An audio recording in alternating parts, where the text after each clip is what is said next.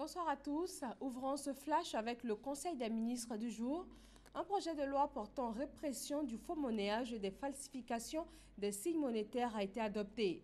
L'État ivoirien entend désormais sévir contre ces fléaux. Et en outre, le Conseil a adopté des décisions favorisant la création d'emplois et le renouvellement du parc automobile ivoirien. Écoutons un extrait du traditionnel point avec le porte-parole du gouvernement. Ce projet de loi donc vise à corriger les insuffisances relevées dans la lutte contre ce fléau, insuffisances notamment liées à l'inadaptation des sanctions prévues, à l'absence de prise en compte de certaines manifestations du phénomène et de l'application des peines, application jugée insuffisamment sévère.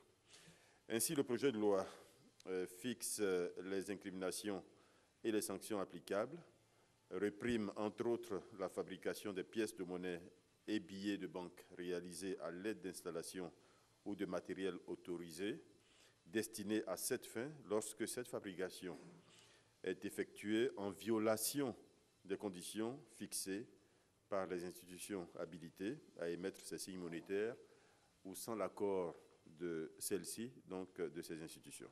Ce projet de loi prévoit également l'obligation pour toute personne ayant reçu des signes monétaires contrefaits ou falsifiés, y compris les banques et établissements financiers, ainsi que les systèmes financiers décentralisés, de les remettre à la BCEAO, la Banque centrale des États de l'Afrique de l'Ouest. Le gouvernement entend ainsi apporter des réponses appropriées à certains agissements qui peuvent troubler fortement l'équilibre économique et monétaire de la Côte d'Ivoire en particulier et de la sous-région ouest africaine plus généralement. Procès à Simone Gbagbo, l'ex-première dame ivoirienne ne s'est pas présentée devant la cour ce matin.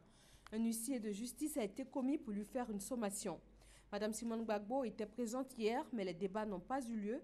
La défense avait alors suspendu sa participation, estimant que la procédure n'était pas respectée.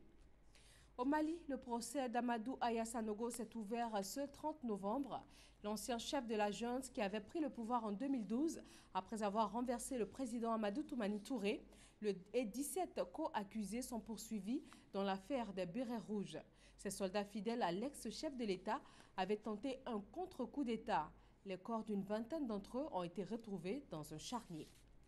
Le parquet rwandais a annoncé l'ouverture d'une enquête sur le rôle de 20 responsables français dans le génocide de 1994. Le pays accuse la France d'avoir participé aux massacres qui ont fait environ 800 000 morts, essentiellement parmi la minorité Tutsi. Le procureur général du Rwanda demande aux autorités françaises de coopérer.